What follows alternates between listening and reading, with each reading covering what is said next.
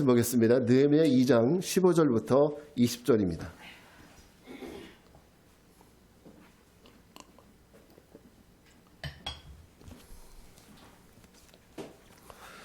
느헤미야 2장 15절부터 20절 우리 한 절씩 교독해서 읽고 마지막 절은 같이 읽겠습니다. 제가 먼저 읽을게요. 그 밤에 시내를 따라 올라가서 성벽을 살펴본 후에 돌아서 골짜기 문으로 들어와 돌아왔으나 방백들은 내가 어디 갔으며 무엇을 하였는지 알지 못하였고 나도 그 일을 유다 사람들에게나 타 사람들에게 나에게나 방백들에게나 그 외에 일하는 자들에게 알리지 아니하였다. 후에 그들에게 이르기를 우리가 당한 곤경은 너희도 보고 있는 바라. 예루살렘이 황폐하고 성문이 불탔으니 자 예루살렘 성을 건축하여 다시 수치를 당하지 말자 하고 또 그들에게 하나님의 선한 손이 나를 도우신 일과 왕이 내게 이른 말씀을 전하였더니 그들의 말이 일어나 건축하자 하고 모든 힘을 내어 이 선한 일을 하려 하네.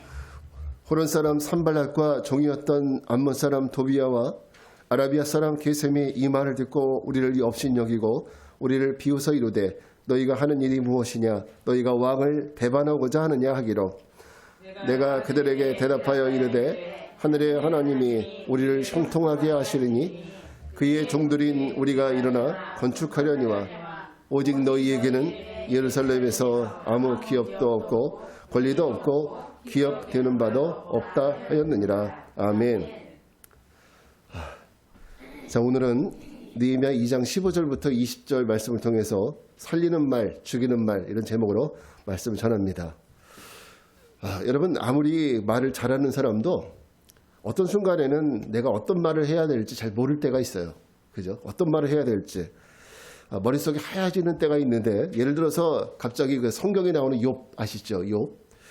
욥처럼 하나님을 잘 믿는 친구가 있었는데 어느 날 갑자기 어려움을 당했어요. 고난을 당했어요. 찾아가서 위로를 해야 되거든요. 근데 그 앞에 가면 어떤 말을 해야 될지 잘 모르는 거예요, 우리가. 어려운 일을 당하는 사람 앞에서. 자, 저도 목사라서 말을 많이 하잖아요. 저 설교를 많이 하니까. 그래서 나름대로 말을 잘하는 편에 속할지는 모르겠는데 어쨌든 말을 많이 해요. 그러나 제일 말하기 어려울 때가 있어요. 저도 말하기 어려울 때가. 친구 부모님이 돌아가셨는데 그 친구 부모님 장례식장에 가서 평상시에는 농담도 제가 창의적으로 잘 만들어서 하다가 그 앞에 가면 어떤 말을 해야 될지 어떤 말을 해야 그 사람에게 위로가 될지 참 어려워요. 그래서 여러분들도 아마 그럴 거예요. 장례식장에 가면은 그 유가족들에게 어떤 말을 해야 위로가 될까 고민되지 않으세요? 무슨 말을 해야 될지. 맞아요. 그래서 많이 예를 들어서 괜히 말을 잘못하면 상처가 될 수 있으니까 한마디 한마디 조심하게 됩니다. 저는 오늘 느헤미야서를 읽으면서 느헤미야의 오늘 이 마음이 그 마음하고 같지 않나 그 마음이 아닐까 생각을 해보게 됩니다. 오늘 우리가 읽은 성경의 내용이 무엇입니까? 느헤미야가 이스라엘 백성들에게 야 이제 일어나서 우리 성벽 재건을 하자. 성벽 빨리 만들자. 이거 얘기해야 되는 거거든요. 지금 그 타이밍이에요. 우리 성전 재건 빨리 합시다. 이렇게 이야기해야 되는 타임입니다. 그런데 사실 느헤미야 입장에서 보게 되면 뭐 쉽게 그렇게 할 수 있어. 야 뭐하냐. 일어나. 빨리 일어나. 손에 쟁기 잡고 삽 잡고 일하자. 이렇게 성벽 재건을 하자. 이렇게 말을 해야 되는데 지금 느헤미야 입장에서는 그렇게 말하는 것이 쉽지 않은 상황이에요. 왜냐하면 지금 이 사람들은 70년 동안 바벨론에서 포로 생활을 한 사람들입니다. 그리고 페르시아의 고레스 왕이 포로들은 자기 나라로 돌아가도 좋다라는 이 해방 칙령, 소위 고레스 칙령이죠. 이 칙령을 받고 나서 나름대로는 자기들 나름대로는 조국에 대한 자기 조국에 대한 그 애국심 그리고 민족의식 이런 것 하나 이 마음 가지고 온 거예요. 나도 그렇지. 나도 유대인이지. 가서 우리 유대인 마을 다시 한번 재건해야 되지 않겠나. 이런 마음 가지고 온 사람들이에요. 그런데 그들이 돌아와서 마주한 예루살렘의 현실은 어땠습니까? 과연 그 꿈을 펼칠 수 있는 그런 현실이었습니까? 아마 그 모습을 본 순간 한순간에 꿈이 무너져 내릴 법한 그런 그 상황들을 눈앞에서 보게 된 거죠. 다 부서지고 다 무너지고 성문은 다 타버리고, 그러니까 쉽게 말하면 돌 위에 돌 하나 남지 않고 그 성벽이 다 무너져 내렸어요. 황폐한 성읍들과 길게 자란 그 잡초들만 무성한 그런 모습들을 보는 거예요. 근데 거기에서 뭘 할 수 있다는 거죠?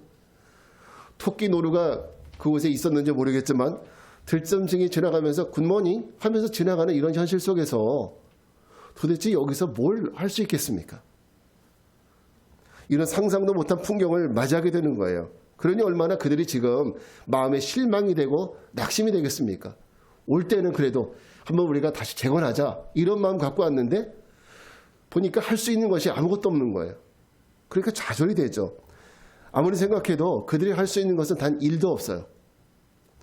바로 이런 상황에서 괜히 돌아왔다는 마음도 있고요. 그죠? 한편으로는 괜히 돌아왔구나 이런 마음 들 거 아닙니까? 그렇다고 해서 다시 바벨론으로 돌아갈 수는 없는, 이럴 수도 없고 저럴 수도 없는. 그러니까 어떡합니까? 이럴 수도 없고 저럴 수도 없으니까 자포자기 하는 거죠. 낙심하는 거죠. 이게 지금 포로민들의 마음이에요. 자, 이렇게 자포자기 상태에 놓인 귀한민들 앞에서 지금 느헤미야의 과제는 뭐냐? 어떻게 하면 이 낙심한 사람들에게 이 성벽 재건에 참여할 수 있도록 그들을 독려할 수 있냐? 어떻게 독려할 수 있겠느냐? 이게 지금 느헤미야의 과제예요. 근데 그들을 보니까 쉽게 말을 꺼낼 수가 없었던 거죠. 그래서 느헤미야는 페르시아에서 돌아와서 사흘 동안 어떻게 했어요? 칩거하지 않습니까? 밖에도 안 나가고 사람도 안 만나고 칩거하는 거예요. 그리고 나서 밤에 야행을 떠납니다. 야행을 떠났다가 돌아온 느헤미야가 오늘 드디어 입을 여는 거예요. 오늘 우리가 관심 있게 들어야 될 대목은 느헤미야의 말입니다. 도대체 느헤미야의 말이 어떤 말이기에 이들이 갑자기 붐업이 돼서, 마음의 붐업이 돼서 이 성벽 재건에 참여할 수 있었는가라는 이런 부분에 대해서 우리가 오늘 같이 봐야 됩니다. 자, 그러면 느헤미야의 말, 이 느헤미야의 말은 과연 어떤 말이었을까요? 첫째는 느헤미야의 말은 공감의 말이었습니다. 공감의 말. 이 느헤미야의 말은 이 포로민들의 그 삶, 그들의 마음을 공감해주는 이런 말이었어요. 자, 느헤미야가 살펴본 지역은 어떤 곳이냐? 주로 예루살렘 성 동쪽이라고 했습니다. 그러니까 우리가 이 예루살렘 성도 보면은 덜 파괴된 쪽이 있고 많이 파괴된 쪽이 있을 거 아니에요? 그러니까 상대적으로 많이 파괴된 쪽이 어디냐? 바로 이 그 동쪽이에요, 동쪽. 그러니까 심각하다는 거죠. 여기서 골짜기 문이라는 것은 예루살렘 동쪽으로 나 있는 문입니다. 여기 지도를 보면 아시겠지만 동쪽으로 나 있는 문이고, 자, 이 문을 나가면 흰놈의 골짜기라는 골짜기가 있어요. 옛날에 조상들이 거기에서 이제 몰렉이라는 신에게 분향을 하면서 자기 자식들을 불러 태워드렸다는 얘기 있죠. 그 장소가 바로 이 흰놈의 골짜기예요. 그러니까 예루살렘 성에서 멀지 않은 것이죠. 자, 그 문으로 나가서 용정, 이 용정이라는 곳은 어디냐? 이곳은 욥이 피부병을 고쳤다라고 얘기하는 그런 전설이 있는 그런 샘물이 있는 곳입니다. 그것이 용정이에요. 그리고 욥의 운물로도 알려져 있고요. 또 그곳을 지나서 분문에 이르렀다고 그랬죠. 근데 분문은 어디냐면, 분문은 어떤 곳이냐면 그 성 안에서 오물을 실어달라는 곳이에요. 자, 여러분 분뇨 아시죠? 분뇨. 제사 때 짐승들을 잡을 거 아니에요. 짐승들을 잡으면 짐승들의 몸에서 그 여러 가지 배설물들이 다 나올 거 아닙니까? 배설물들과 그 동물들 그 몸 안에 있었던 여러 가지 그 창자들 이런 것들을 가져다 버리는 데 쓰는 그 문이 바로 이 분문이에요. 그것을 드러나드는 분문입니다. 자, 그런데 보니까 어때요? 이렇게 쭉 조사하면서 다니다 보니까 면밀히 조사를 해봤는데 그 지역이 정말 다시 손 쓸 수 없을 만큼 다 무너져 내린 거예요. 이렇게 12절, 13절의 조사를 통해서 이미 현실을 직감한 느헤미야가 이 백성들에게 어떤 말을 하느냐. 자, 17절 말씀을 한번 같이 읽겠습니다. 17절 시작. 후에 그들에게 이르기를 우리가 당한 공경은 너희도 보고 있는 바라. 예루살렘이 황폐하고 성문이 불탔으니 자, 예루살렘 성을 건축하여 수치를 당하지 말자 하고. 그래, 17절의 말씀을 통해서 느헤미야는 뭐라고 얘기하느냐? 우리가 당한 공경은 너희도 보고 있는 바라. 이렇게 얘기합니다. 너희가 본 거 나도 봤고, 너희가 느끼는 감정 나도 똑같이 느낀다. 이런 거예요, 지금. 이 말 자체가. 그 말이 무슨 얘기입니까? 나는 너희의 마음을 공감한다는 거예요. 공감. 왜 이 공감이 중요하냐? 느헤미야가 그들의 그 토론민들의 마음을 공감해 주어야, 그죠? 시리에 빠져 있는 이제 다 끝났다고 생각하는 그 사람들에게 저 사람이 무슨 말 하나 듣지. 만약 느헤미야가 이 사람들만 정죄했다면은, 이 사람들 정죄했다면 과연 이들이 느헤미야 말을 듣겠습니까? 공감이 없는데, 그죠? 상담에서도 공감이 중요하잖아요, 그죠? 공감의 능력. 그래서 느헤미야는 너희가 본 현실 나도 봤고, 너희가 느끼는 거 나도 느낀다. 너희들 마음을 200% 다 이해한다는 거예요. 오늘 이 느헤미야 말 속에는 바로 공감의 능력이 있습니다. 자, 두 번째 이 말 속에 들어있는 것은 뭐냐면 동기부여의 말이에요. 동기부여. 다시 한번 17절 말씀을 다시 한번 읽어보겠습니다. 시작. 후에 그들에게 이르기를 우리가 당한 공경은 너희가 보고 있는 바라. 예루살렘이 황폐하고 성문이 불탔으니 자, 예루살렘 성을 건축하여 다시 수치를 당하지 말자. 여러분, 공감해서 끝나는 것이 아니라 느헤미야 말은 어디까지 나갔어요? 동기부여에까지 나가더라는 거죠. 공감하는 데 끝나면 아무런 소용이 없어요. 그럼 너 힘들지? 그럼 같이 죽자. 뭐 이런 거밖에 안 되는 거예요. 근데 공감해서 끝나는 것이 아니라 그들에게 동기부여를 하는 겁니다. 자, 17절 말씀을 보면은 나도 당신들을 이해하니까 우리 같이 실족하고 우리 같이 인생 포기합시다. 이런 얘기하는 것이 아니라 어떻게 말해요? 그러니까 자, 너희가 보는 거 나도 보고 나도 똑같이 느낀다. 그러니까 예루살렘 성을 다시 건축해서 다시 수치를 당하지 말자. 동기부여를 하는 거예요. 이 동기부여 아닙니까? 예루살렘 성을 다시 건축해서 수치당하지 말자 우리. 이런 거예요. 오늘 이 느헤미야의 말이 왜 중요하냐면 이 말은 생각의 차이이고 관점의 차이이고 믿음의 차이입니다. 똑같이 예루살렘 성이 무너지고 성문이 불탄 것을 포로민들도 보고 느헤미야도 봤어요. 그런데 대부분의 귀한 민들은 이 상황을 보고 어땠습니까? 이제 꿈이고 뭐고 다 끝났다. 이제는 할 수 있는 거 아무것도 없다. 자, 우리 어떻게 하나? 바벨론으로 돌아갈 수도 없고.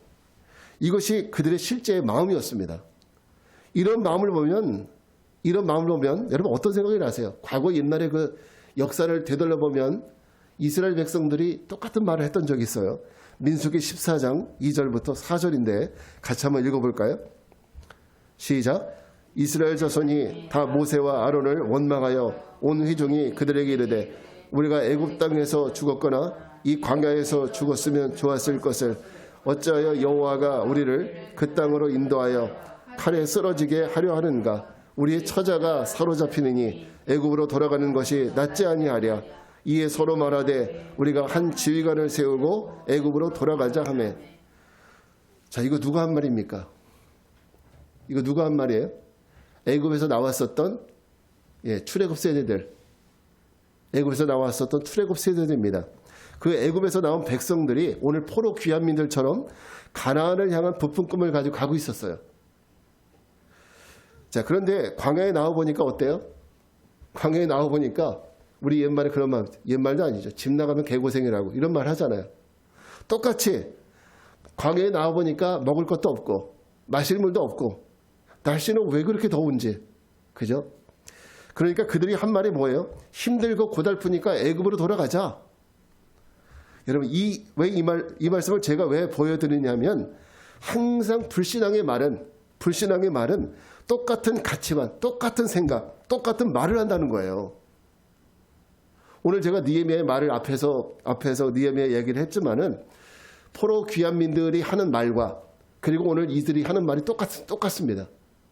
안 된다는 거죠. 끝났다는 거죠. 포로 귀환민들의 생각, 현실이 어렵네, 힘드네. 그럼 뭐 어떻게 해요? 자포자기. 똑같잖아요. 지금 이 말하고. 부정적인 생각은 결국은 뭐 세대가 지나도 똑같은 거예요. 믿음의 사람, 믿음의 말도 마찬가지예요. 믿음의 사람이 하는 믿음의 말도 똑같습니다. 똑같이 부서지고 불탄 환경을 봤는데 이에 대한 믿음의 사람의 반응은 어때요? 안 된다, 할 수 없다가 아니라 그러니까 우리 예루살렘 성을 다시 건축해야 돼. 그래서 다시는 수치를 당하지 말자. 귀환민들은 부서지고 무너진 현실을 보면서 할 수 없는 이유를 찾았습니다. 우리가 할 수 없는 이유를 찾았다면 느헤미야는 똑같은 현실을 보고 뭘 찾았어요? 이 일을 반드시 해야 되는 이유를 찾는 거예요. 이게 차이예요. 믿음의 사람과 믿음이 없는 사람의 차이가 바로 그겁니다. 자기 환경을 보고 할 수 없는 이유를 찾는 사람들은 믿음이 없는 사람이에요. 그러나 그걸 보면서도 그러니까 내가 해야 돼. 할 수 있는 이유를 찾는다면 그것이 믿음의 사람입니다. 믿음의 사람의 말도 항상 과거에도 똑같았어요. 과거 광야로 돌아가 볼까요? 그때 어땠는지. 민수기 14장 7절부터 9절입니다. 같이 읽을게요. 시작. 이스라엘 자손의 온 회중에게 말하여 이르되 우리가 두루 다니며 정탐한 땅은 심히 아름다운 땅이라 여호와께서 우리를 기뻐하시면 우리를 그 땅으로 인도하여 들이시고 그 땅을 우리에게 주시리라. 이는 과연 젖과 꿀이 흐르는 땅이니라. 다만 우리를 여호와를 거역하지 말라. 또 그 땅 백성들을 두려워하지 말라. 그들은 우리의 먹이라. 그들의 보호자는 그들에게서 떠났고 여호와는 우리와 함께 하시느니라. 민수기 14장이 가데스 바네아 사건이에요. 이 사건 때문에 결국 이스라엘 백성들은 38년을 더 광야에서 방황을 했어야 됐습니다. 가나안을 40일 동안 정탐하고 나서 보고를 하는데 10명의 정탐꾼은 그 땅을 폄하하고 그리고 하나님까지 원망합니다. 우리가 가보니까 그 땅은 사람들을 삼키는 땅이더라. 그곳에 안악자손의 그 거인의 소생들이 있는데 우리는 그들 앞에 메뚜기 같다. 이렇게 말하면서 우리가 가나안에 들어갈 수 없는 이유, 이걸 말하잖아요. 그들은 갈 수 없는 이유를 말하잖아요. 근데 똑같은 상황을 보았었던 갈렙과 여호수아, 이 믿음의 사람들 어떤 얘기를 합니까? 오늘 7절과 9절 말씀 보면은 아니다. 여호와께서 우리에게 주시면 우리가 들어가서 그 땅 차지할 수 있어. 들어가야 되는 이유를 말하고 있잖아요. 그러니까 말하는 게 틀리는 거예요. 그 땅 백성들을 두려워하지 말라. 오히려 가나안으로 더 들어갈 수 있다라는 들어갈 수 있는 이유를 말하지 않습니까? 똑같은 환경을 보았지만 뭐가 달라요? 똑같은 환경을 보았지만 뭐가 다르습니까? 그 환경에 대한 해석이 다른 거예요. 해석이. 영어를 봐도 해석을 해야 되고 한문을 읽어도 해석을 해야 되지 않습니까? 똑같은 환경을 봤지만은 뭐가 다르냐? 환경에 대한 해석이 다른 거예요. 해석이 다르니까 뭐가 달라요? 처방이 다른 거예요. 처방이. 여러분 우리의 삶도 마찬가지입니다.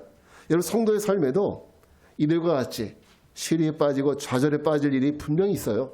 우리가 신앙생활 한다고 해서 항상 꽃길입니까? 그게 아니잖아요. 항상 어려움도 있고 질병도 있고 고난도 있고 막히는 일도 있고.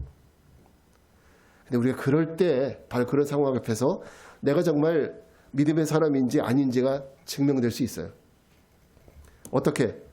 그 환경을 그 사람이 어떻게 해석하는지를 보면 알 수가 있는 거예요. 그 환경을 어떻게 해석하는지. 할 수 있는 그 환경 속에서도 내가 그럼에도 불구하고 하나님을 믿어야 되는 이유를 찾는다면 그 사람은 정말 믿음의 사람이죠. 근데 그런 고난 앞에서 하나님 믿을 필요가 없다. 그러니까 믿을 수 없는 이유를 찾는다면 그 사람은 믿음의 사람이 아닌 거예요. 그 후에 어떻게 처방을 하고 어떻게 행동을 하는지를 보면 여러분 정말 그 사람의 믿음이 사람인지 아닌지를 우리가 알 수 있습니다. 그 교회 오빠라는 다큐멘터리 영화가 있었는데 혹시 보셨습니까? 제가 미쳤는 줄 알았어요. 그거 보면서 눈물을 얼마나 흘렸는지. 나이가 들어서 그런지 죄송합니다, 권사님. 이렇게 영화를 보면 눈물이 나요. 그렇게. 고 이관희 형제에 대한 이야기인데 저는 그 영화를 보면서 저런 것이 신앙이지. 저런 부분이 저기 믿음이지. 이런 강한 동의감을 느꼈습니다. 그렇게 생각을 하다가 나중에는 그 사람의 믿음에 대해서 정말 경이로움까지 느끼게 됐어요. 어떻게 저렇게 할 수 있을까? 왜냐하면 저는 그런 상황 속에서 그 형제같이 할 자신이 없더라고요. 사실은. 암 수술을 몇 번이나 했는지 몰라요. 근데 암 수술을 했는데 또 재발되고 그리고 또 암이 걸리고 또 재발되고 암이 걸리고 또 재발되고 몇 번인지 몰라요. 그 상황 속에서 욥처럼 하나님 앞에 탄식합니다. 하나님 나한테 도대체 왜 그러세요? 내가 뭘 잘못했는데 나한테 왜 그러세요? 이렇게 탄식합니다. 그러면서도 결국은 그 고난을 주신 하나님의 그 고난에 순종하는 거예요. 끝까지 순종하는 거예요. 정말 그 신앙의 경이로움을 느낄 수 있는 바로 그런 부분이었습니다. 그 관이 형제가 절망 속에서 믿음을 갖게 된 것은 하나님의 말씀이 그 마음속에 동기부여가 되었기 때문입니다. 그 영화 보니까 병실 천장에다 말씀을 붙여놓고 있어요. 누워서 고통스러울 때마다 그 말씀 읽으면서 자꾸 힘을 갖는 거예요. 그러니까 말씀이 동기부여가 되는 거예요. 내가 끝까지 믿음을 붙들어야 되는 동기부여. 말씀 한 말씀 한 말씀이 그냥 읽지 않고 다 자기의 삶에 적용을 하면서 하나님의 사랑을 신뢰하고 붙들고 나가지 않습니까? 그게 신앙인 아닌가요? 그게 신앙인이에요. 오늘 느헤미야가 포로 귀환민들에게 하는 말이 뭡니까? 성벽이 무너졌고 성벽이 불탄 거 맞다. 그래 맞아. 그런데 공감을 넘어서 뭐래요? 그래야 우리가 더 이상 수치를 당하지 않는다. 우리가 이거 해야 더 이상 수치를 당하지 않지 않겠느냐. 성벽을 재건해야 되는 이유, 동기부여를 하는 거 아닙니까? 이것이 옳은 해석이에요. 이렇게 나가는 것이. 그래서 현실에 대한 공감이 있었다면 두 번째는 뭐예요? 그 삶을 해석하고 적용하는 동기부여까지 나가는 바로 이런 삶이 필요하다는 거죠. 바로 이것이 오늘 느헤미야의 말이에요. 마지막 세 번째 느헤미야의 말의 특징은 뭐냐면 느헤미야의 말은 믿음의 말이었다는 거죠. 믿음의 말. 우리 18절 말씀 같이 읽겠습니다. 시작. 또 그들에게 하나님의 선한 손이 나를 도우신 일과 왕이 내게 이른 말씀을 전하였더니 그들의 말이 일어나 건축하자 하고 모두 힘을 내어 이 선한 일을 하려 하며. 자, 느헤미야가 귀환민들에게 그러니까 우리 다시 일어나서 예루살렘 성을 다시 건축하여 수치를 당하지 말자 이렇게 아무리 외쳤다고 하지만 만약 그 말의 근거가 이렇게 말하는 근거가 느헤미야의 개인적인 생각이라든지 느헤미야의 개인적인 신념이었다면은 포로 귀환민들이 거기에 대해서 호응할 수 있을까요? 그건 네 생각이지 이렇게 할 수밖에 없죠. 그죠? 너는 페르시아에서 술 맡은 관원장이었잖아. 너는 추운 거 모르고 배고픈 거 모르잖아. 좋은 데 있다가 온 사람이 무슨 말을 해. 그러니까 이게 쉽게 말하면은 맞아야 되잖아. 이게 뭔가 환경이. 느헤미야가 현실에 대한 공감을 하고 또 믿음으로 동기부여를 했습니다. 자, 그리고 나서 이들을 확 일으켜 세워서 그들을 이렇게 세울 수 있는 활용점정. 그게 뭔지 아세요? 바로 믿음의 말이었습니다. 믿음의 말. 믿음의 말은 절대 느헤미야의 개인의 생각이나 신념이 아니었어요. 그죠? 그럼 믿음의 말은 어디에 근거하고 있어야 됩니까? 하나님께 근거하고 있는 것이 믿음의 말이에요. 하나님께 근거하는 것이. 그래서 18절에서 말하는 거예요. 하나님의 페르시아 왕의 술 맡은 관원이었던 자신이 어떻게 여기까지 오게 되었는지. 어떻게 여기까지 오게 되었는지. 그것도 불가능한 일이었는데 하나님의 선한 손에 도우심이 있었기 때문에 여기까지 오게 되었다. 이 과정을 설명하는 거예요. 하나님의 도우심이 있었다라는 거. 그런데 그 과정에서 느헤미야가 드러내려고 했던 바는 뭡니까? 야, 내가 이렇게 민족성이 뛰어나. 내 마음에 이렇게 애국심이 불타. 이것을 드러내는 것이 아니라 하나님의 손이 도우셨다. 하나님이 하셨다. 바로 이것을 드러내는 것이 핵심 포인트입니다. 자, 여러분. 하나님이 도우셨다는 이 말이 포로 귀환민들에게 어떻게 들렸을까 한번 생각을 해보세요. 포로 귀환민들은 예루살렘의 처참한 현실을 보면서 아, 하나님도 이제 우리 버렸구나. 하나님도 우리 버렸어. 이제 우리는 할 수 있는 거 아무것도 없어. 왜? 하나님도 우리 버리셨으니까. 이런 마음으로 자포자기하고 있는데 이런 생각으로 가득 차 있는데 하나님의 선한 손이 도우셨다. 이건 무슨 뜻입니까? 이건 무슨 뜻이에요? 아직 그들에게는 희망이 있고 하나님이 이스라엘을 버리지 않으셨구나. 버리지 않으셨다는 거죠. 바로 이런 믿음을 심어주는 거예요. 그러니까 포로 귀환민들이 느헤미야의 말을 듣고 나서 다시 일어나서 성벽 재건을 시작하는 것은 느헤미야가 무슨 명연설을 했기 때문이가 아니에요. 그것이 아니라 충분히 귀환민들의 마음을 공감해주고 그리고 또 해야 될 일에 대한 동기부여를 해주고 그리고 마지막으로 하나님이 도우실 거예요. 하나님이 이루실 거예요. 바로 이런 믿음의 말로 권면할 때 이스라엘 자손들이 밑에 나오는 그 산발락과 도비야 뭐 이런 사람들 게셈 이런 사람들이 끝까지 방해하지 않습니까? 그럼에도 불구하고 성벽 제거를 위한 믿음과 용기를 갖게 되었다는 거죠. 그들이 일어날 수 있는 힘이 되었다는 거죠. 자, 저는 지금까지 느헤미야가 포로민들에게 해주었던 말에 대해서 세 가지로 분석을 해봤어요. 첫째는 공감의 말, 두 번째는 동기부여의 말, 세 번째는 믿음의 말. 저는 바라기는 이제부터가 사실 제가 드리려는 설교의 핵심입니다. 오늘 포로 귀환민들을 향해서 이 느헤미야의 말이 이런 공감과 동기부여와 이 믿음의 말을 그냥 여러분 듣고 알고만 있으라는 것이 아니라 뭐 하라는 겁니까? 좌절에 빠져 있지 말고 이런 성벽 재건에 나서라는 믿음의 적용을 하라는 거 아닙니까? 지금 이 포로 귀환민들에게. 여러분 적용이 능력이에요.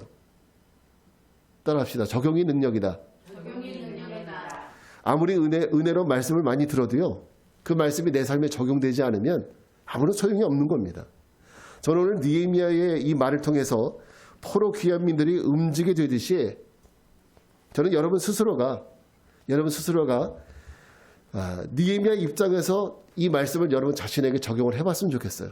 느헤미야 입장에서. 다시 말해서 지금 자포자기에 빠져 있는 사람들을 내가 이렇게 세워야 된다는 입장에서 이 말씀을 받았으면 좋겠어요. 두 번째는 한편으로는 여러분들 포로 귀환민들의 입장에서 이 말씀을 자신에게 적용을 해봤으면 좋겠어요. 두 가지 입장에서. 자, 여러분 2022년 목표는 어쨌든 우리 신앙 다 연약해져서 언제든지 무너져 내릴 것 같은 우리 신앙, 바닥이 다 드러나 보이는 이런 언제든지 무너져 내릴 수 있는 우리 신앙의 삶을 다시 한번 재건하자는 것이 우리가 2022년에 우리의 목표고 그리고 우리들의 마음의 각오 아닙니까? 그러나 우리는 포로 귀환민들처럼 내 믿음을 다시 세워야겠다는 용기 한번 제대로 내보지 못하고 그죠? 우리는 그냥 이렇게 그냥 올해도 이렇게 가는구나 이렇게 생각할 수밖에 없어요. 또 그렇게 살아왔고 그렇기 때문에 오늘 느헤미야의 말처럼 먼저는 우리 신앙이 어떤 상태인지 먼저 공감해야 돼요.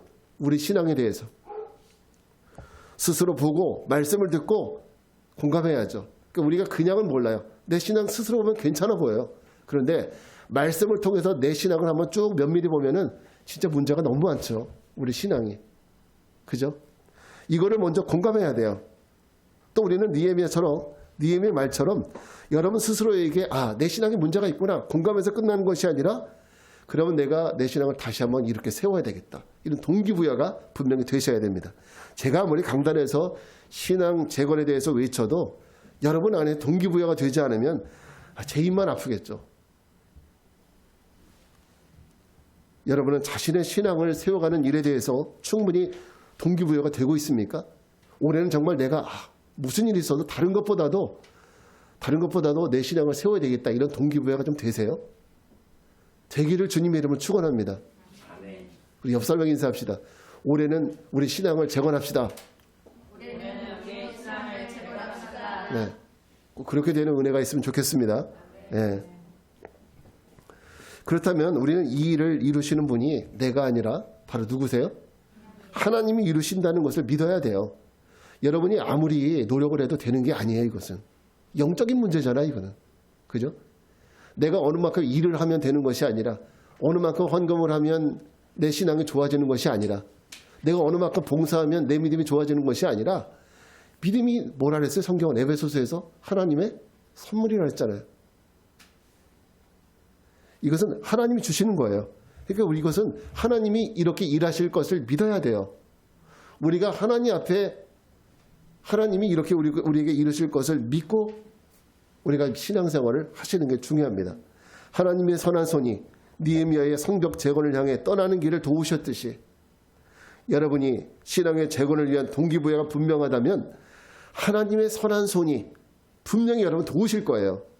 여러분 그런 마음 갖고 늘 기도하시고 말씀 읽고 그런 마음을 가지고 예배 오신다면 하나님 분명히 도우실 거예요. 여러분 신앙이 재건될 수 있도록. 예. 그러므로 오늘 우리가 해야 될 일은 이 일에 대해서 믿음으로 선포하는 겁니다. 믿음으로 선포하는 거예요. 뭐예요? 믿음으로 뭐예요? 선포. 옆 사람을 다시 한번 믿음으로 선포합시다. 믿음으로 선포합시다. 여러분 하나님의 능력은 내 안에 가지고 있을 때가 아니라 선포할 때 능력이 있는 거예요. 그죠? 믿습니까? 에스겔서 37장 9절부터 10절 말씀 한번 볼까요? 시작. 또 내게 이르시되 인자야 너는 생기를 향하여 대언하라. 생기에게 대언하여 이르기를 주 여호와께서 이같이 말씀하시기를 생기야 사방에서부터 와서 이 죽음을 당한 자에게 불어서 살아나게 하라 하셨다 하라. 이에 내가 그 명령대로 대언하였더니 생기가 그들에게 들어가매 그들이 곧 살아나서 일어나 서는데 그렇게 큰 군대더라. 그래요. 지금 이게 에스겔의 능력이에요? 하나님의 능력이에요? 하나님의 능력을 에스겔은 뭐 했어요? 단지 대언했어요. 여러분, 하나님 말씀 읽으면서 이 좋은 말씀인데 적어놔야지, 이렇게만 하지 마시고 여러분 그 말씀을 가지고 선포하세요. 하나님, 나도 이렇게 하실 줄 믿습니다. 내 믿음도 세우실 줄 믿습니다. 나에게 은혜 주실 줄 믿습니다. 선포하셔야죠. 에스겔이 하나님 명령에 따라서 그 말씀을 선포할 때 마른 뼈가 다시 살아나서 뭐가 됐어요? 큰 군대가 됐대요. 그래서 주의 말씀대로 선포하는 것이 중요합니다. 우리 예수님 말씀도 한번 볼게요. 마가복음 11장 22절부터 23절입니다. 시작. 예수께서 그들에게 대답하여 이르시되 하나님을 믿으라. 내가 진실로 너희에게 이르노니 누구든지 이 산더러 들려 바다에 던져지라 하며 그 말하는 것이 이루어질 줄 믿고 마음에 의심하지 아니하면 그대로 되리라. 예수님 말씀하시기를 우리가 그대로 이루어질 줄 믿고 마음에 의심하지 않으면 어떤 일이 일어나요? 그 믿음으로 선포하는 것들이 어떻게 된다? 그대로 된다는 거예요.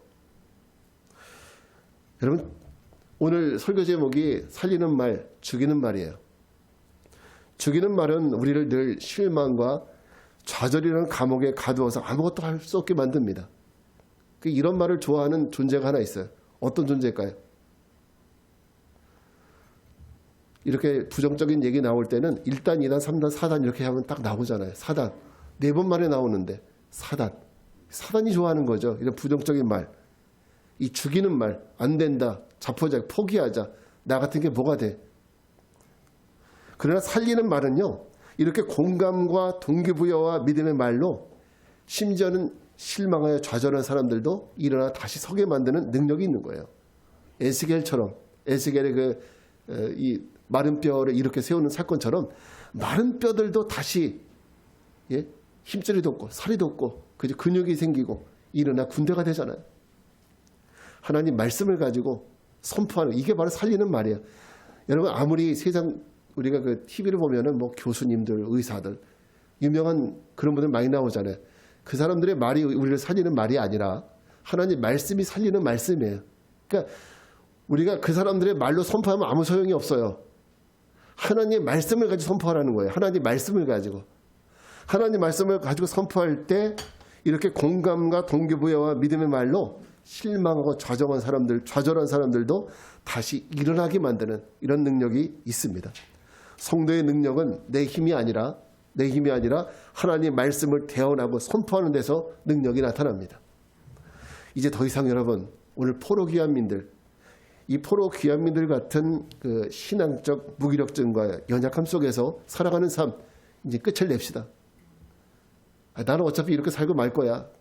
하나님도 이해하시겠지. 이해 못해요. 여러분만 이해하지 하나님은 이해 안 하세요.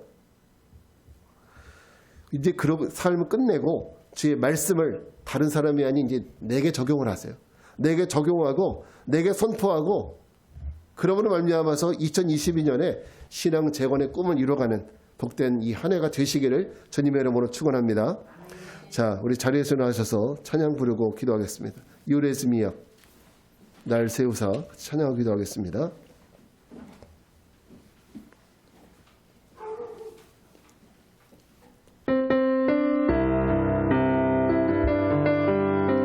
나 지치고 내 영혼 연약할 때 근심 속에 내 마음 무거워 주옵소서. 함께 하실 때까지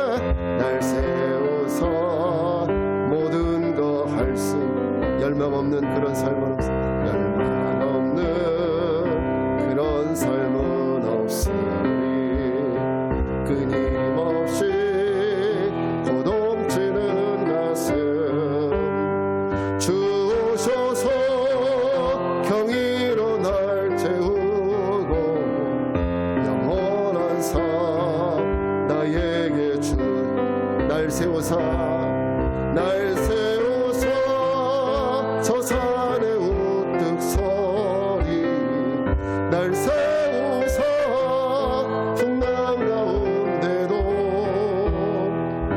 함께 하심 나가게 하네 날 세우사 모든 거 할 수 있네. 우리 같이 기도하겠습니다. 그렇습니다. 님의 마음속에 성벽을 재건해야 한다는 소망이 있는 것처럼 오늘 우리에게도 우리 신앙 재건에 대한 불붙은 마음이 있었으면 좋겠습니다. 이를 위해 내 모습에 대한 현실적 공감과 동기부여와 하나님의 도우심을 구했으면 좋겠습니다. 오늘 우리 같이 기도하겠습니다. 주님, 주님의 선한 도우심으로 우리 믿음을 다시 일으켜 새롭게 하시고 더욱 하나님의 거룩한 백성으로 살아가게 해달라고 우리 주님의 이름 한번 모르고 기도하겠습니다. 주여, 은혜로우신 아버지 하나님 감사합니다.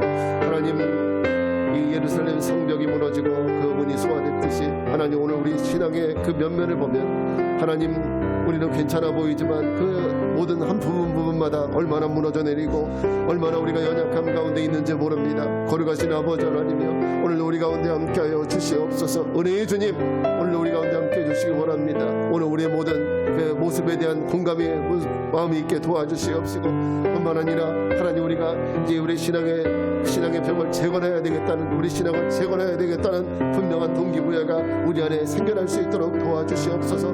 뿐만 아니라 우리가 이 일을 믿음으로 시작할 때 하나님의 선한 손에 도우심이 분명히 있을 것을 믿습니다. 하나님, 우리가 믿음을 세우려고 하나님 앞에 믿음으로 나아갈 때에 주님 반드시 우리를 도우시고 이끌어주시는 하나님의 놀라운 능력의 손이 있을 줄 믿사오니 거룩하신 우리를 인도하여 주시옵소서. 하나님, 우리를 붙들어 주시옵소서.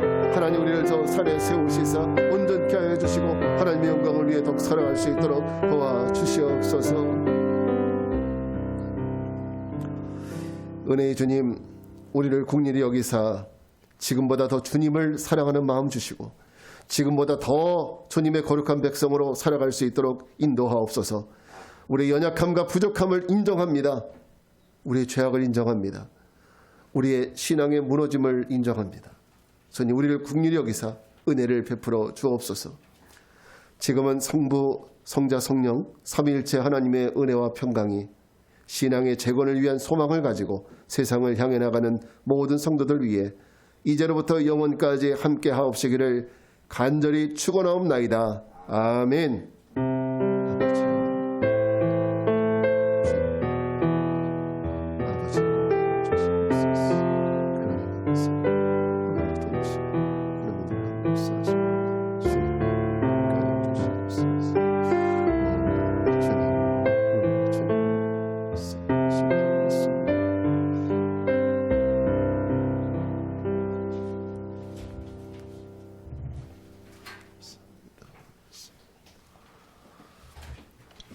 예.